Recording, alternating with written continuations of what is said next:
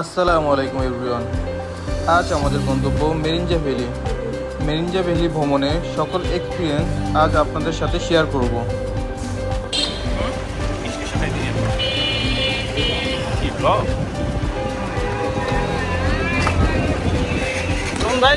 কেমন?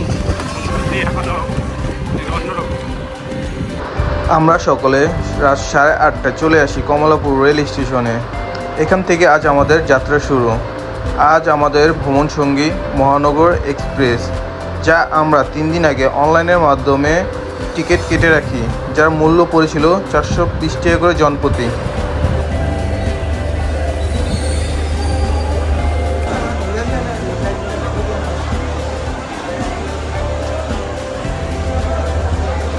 আমাদের ট্রেনটি ছাড়ার সময় ছিল 9:20 মিনিটে, বাট কোনো কারণে আমাদের ট্রেনটি প্রায় 1 ঘন্টা 40 মিনিট ছাড়তে লেট করে।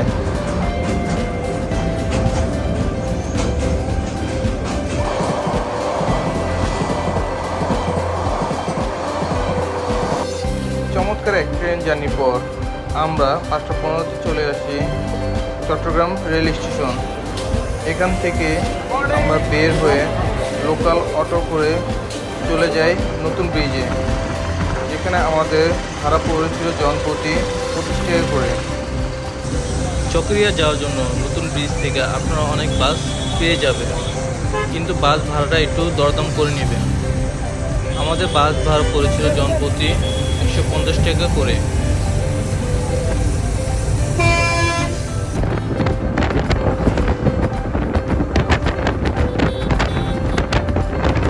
আড়াই ঘন্টা বাস জার্নি পর আমরা চলে আসি চকরিয়া বাজারে। চকরিয়া বাজার থেকে জনপ্রতি 80 টাকা লোকাল জিপ ভাড়া করে অথবা দরদাম করে রিজার্ভ জিপ নিয়ে আপনারা চলে যেতে পারেন মেরিঞ্জা বাজারে। কিন্তু আমরা এখানে ফ্রেশ হয়ে সকালের নাস্তাটা সেরে ফেলি। মেরিঞ্জা ভ্যালি যাওয়ার ক্ষেত্রে অবশ্যই সাথে 1 কপি আইডি কার্ড অথবা জন্মনিবন্ধনের ফটোকপির সাথে রাখতে হবে, যার সামনে চেকপোস্টে জমা দেওয়া লাগবে। আপনারা যদি চকরিয়া বাজার থেকে মেরিঞ্জা বাজার যাওয়ার পাহাড়ি রাস্তাটা উপভোগ করতে চান, তাহলে এরকম একটা ছাদখোলা জিপ ভাড়া করতে পারেন, যার ভাড়া পড়বে 1200 থেকে 1500 টাকা।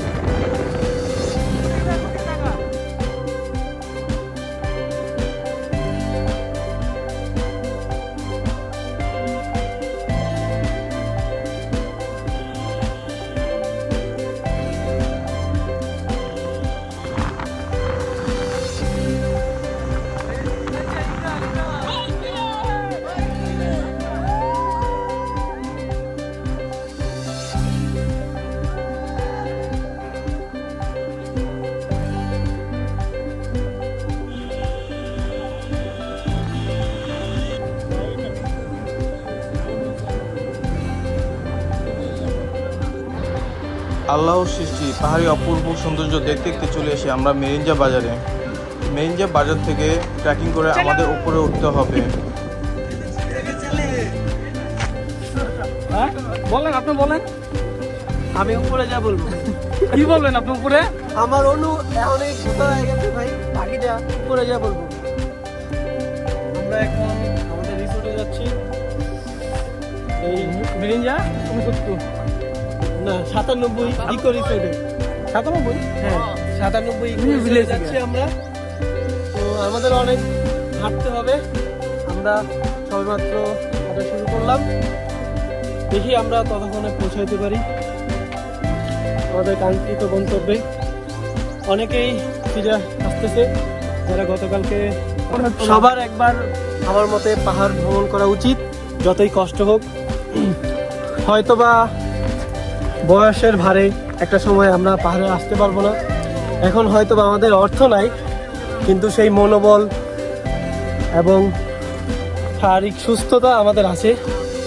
তাই বৃদ্ধ হওয়ার আগে আমার মতে সবার একবার পাহাড়ে আসা উচিত, কারণ প্রশান্তির জন্য পাহাড়ে আসতে হবে। এই প্রশান্তি আর কোথাও পাওয়া যাবে না। হয়তোবা খানিক কষ্ট হবে, কিন্তু খানিক কষ্টের পরেই খুব ভালো একটা সময় কাটবে।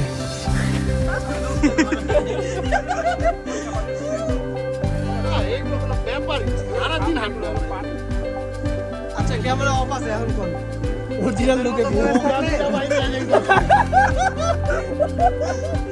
তোদের মতো বয়স থাকতে কতবার জানিস?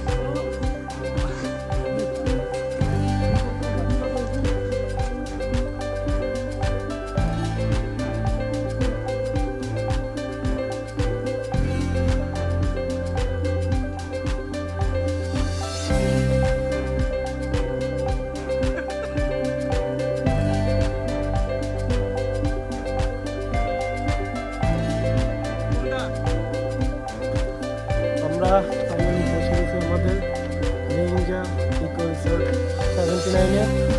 আমরা এখন গিয়ে চেকিং করবো।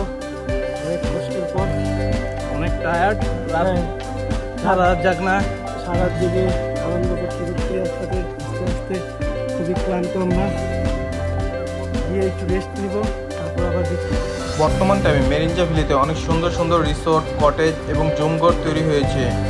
এই সকল রিসোর্টে কন্ট্যাক্ট নাম্বার এবং ডিটেলস আপনারা গুগল ম্যাপে পেয়ে যাবেন। এই হচ্ছে আমাদের থাকার কটেজ, যার ভাড়া পড়েছিল 3500 টাকা, যা আমরা 2 দিন আগে বুকিং করে রেখেছিলাম। এইখানে আসার স্বাগতমটা যে এত সুন্দর বৃষ্টি দিয়ে হবে তা আমরা কখনো চিন্তাও করিনি।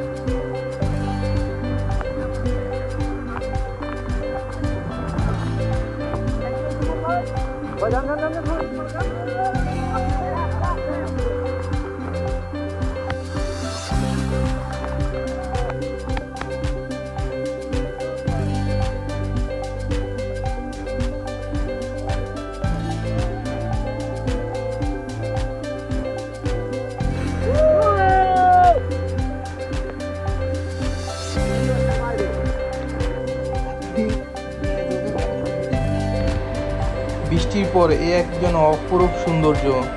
মনে হচ্ছে আকাশের ক্যাম্পাসে কেউ তুলে দিয়ে মেঘগুলো এঁকে দিয়েছে।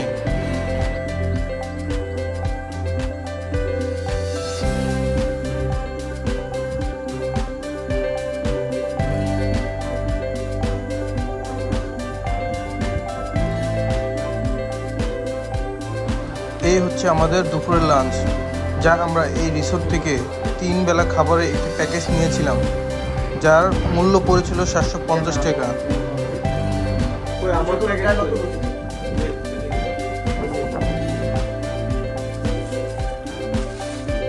দুপুরে খাবার শেষে আমরা সকলে হাঁটতে বের হই, পুরো মেরিঞ্জা পাহাড়টাকে ঘুরে দেখি। এতে আমাদেরকে সহযোগিতা করেছিল আমাদের রিসোর্টের ওনার সুমন ভাই, যিনি আমাদের খুব সুন্দর সুন্দর ভিউ পয়েন্টে নিয়ে গিয়েছিল।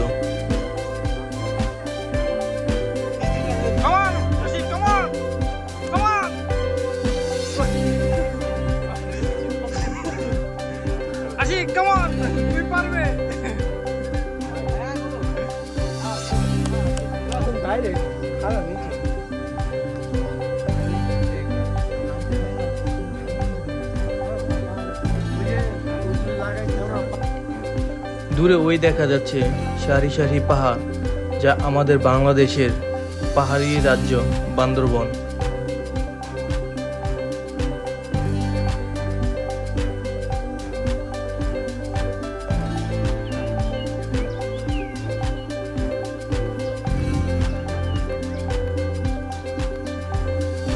ঘোরার পথে এই পাহাড়ি কলাগুলো দেখে নিজেকে আর ধরে রাখতে পারলাম না, তাই এগুলোর উপর ঝাঁপিয়ে পড়লাম।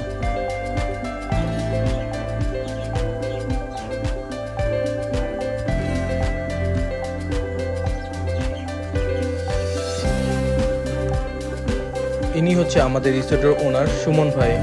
সে আমাকে তার রিসোর্টের প্রতিটি ঝুমঘর এবং কটেজ ঘুরিয়ে দেখাচ্ছে।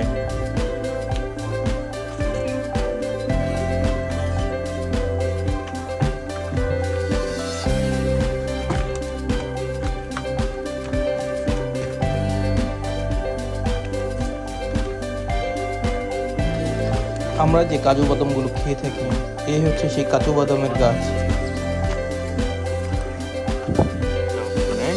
রস আছে না, পাতা যখন পাক পেকে যায় তখন এটা রসটা খাওয়া যায়।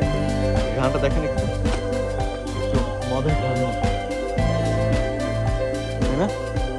এই রসটা দিয়ে মদও বানায়।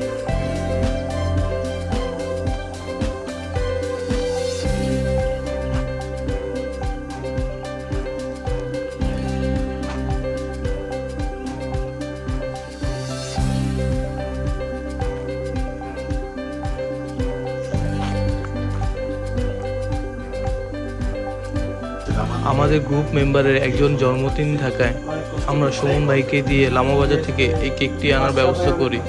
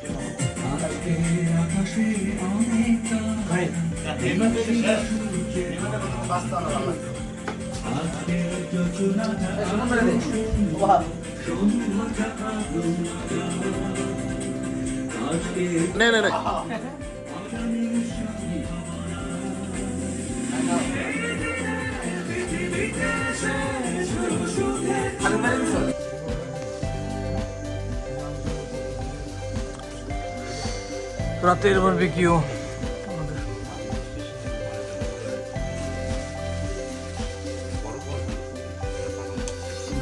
রাতে খাবার শেষে আমরা 3 জন মিলে চলে আসি আমাদের থাকার জুম ঘরে এবং বাকি 3 জন উপরে কটেজে থেকে যায়। এই হচ্ছে আমাদের আজকের থাকার ঝুমঘর।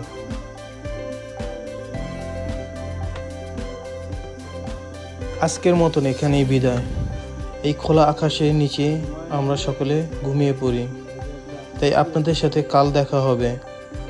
গুড নাইট, আল্লাহ হাফেজ।